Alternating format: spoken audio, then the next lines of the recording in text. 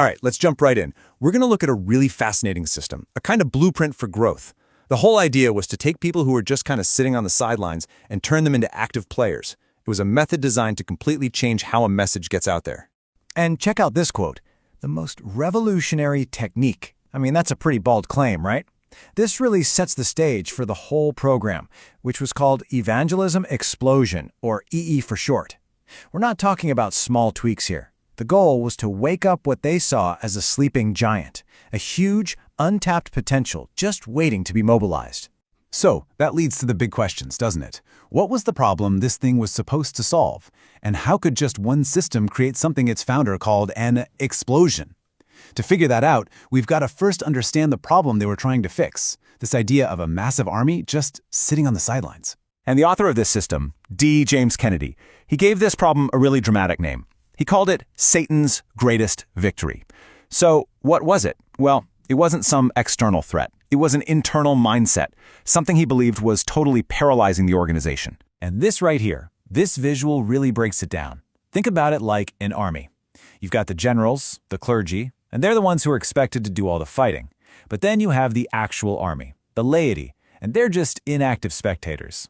It's like 95% of your soldiers are being told, nope, you guys just watch from the bleachers. And this little phrase sums it all up perfectly. Let clerical George do it, you know? Just pass the buck. This was the exact attitude the whole EE system was designed to shatter. The belief that spreading the message was a job for the pros, for the specialists. And that thinking, according to Kennedy, is what kept this mighty army totally asleep. So how do you fix that?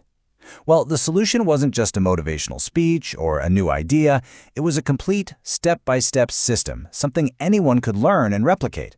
The whole point was to equip every single person for what they called active duty. It was a true blueprint for mobilization. And here's the absolute key to the whole thing: on-the-job training. The source calls this the missing link. I love this analogy they use. Learning evangelism in a classroom is like trying to learn to fly an airplane in your living room. It just doesn't work. The whole system was built on getting out there and doing it, side by side with someone who already knew the ropes. So this hands-on training followed a really clear three-step path. First, you've got friendship. It's all about building relationships, earning the right to even have the conversation. Then you move to step 2, evangelism. This is where you present a very specific, standardized message. And finally, and this is crucial, discipleship, making sure new people are actually welcomed, integrated, and supported. Okay, so let's get into the nitty-gritty. At the very core of this whole method is a super precise toolkit for starting a spiritual conversation. This isn't about just winging it. It all hinges on 2 very specific diagnostic questions designed to figure out where someone is at with their beliefs. Here's the first one. Have you come to the place in your spiritual life where you know for certain that if you died, you would go to heaven? See what that does? It takes this big, abstract idea of faith and makes it really personal and immediate. It's a way to measure someone's level of certainty, and it perfectly sets up the rest of the conversation. And then comes question number 2. Suppose you were to die tonight and stand before God, and He were to ask you, why should I let you into my heaven? This one is genius, really. It gets right to the foundation of what a person believes. What are they actually trusting in? Is it their good works? Being a good person? Their answer to this question tells the trainer exactly what they need to talk about next. So once those questions open the door, the system provides a script, a standardized 5-point presentation that anyone, literally anyone, could learn and then teach to others. And that's key, because standardization is what makes it consistent and, more importantly, scalable.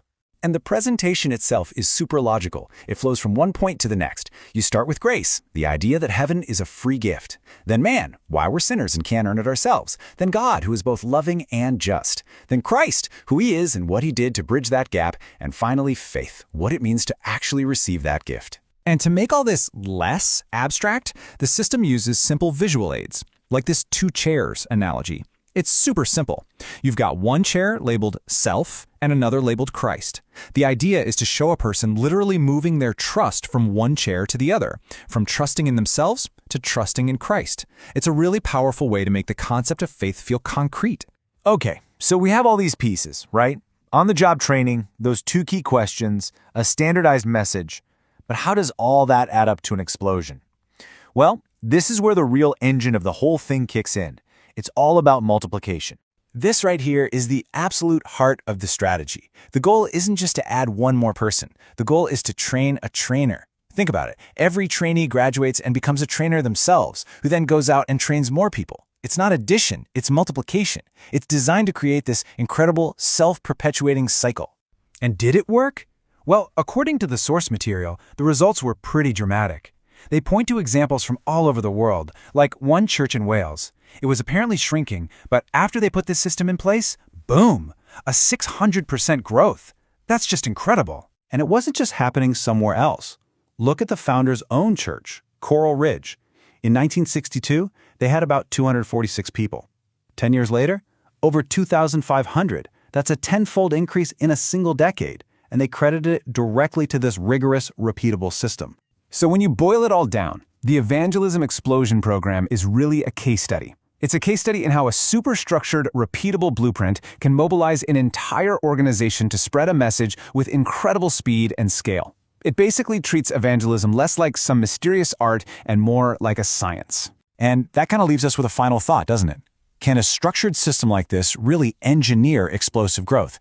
What this really shows is the incredible power of having a clear, scalable plan. And it makes you wonder, what other ideas, what other movements could see that same kind of explosive growth if they just applied a similar meticulously designed blueprint?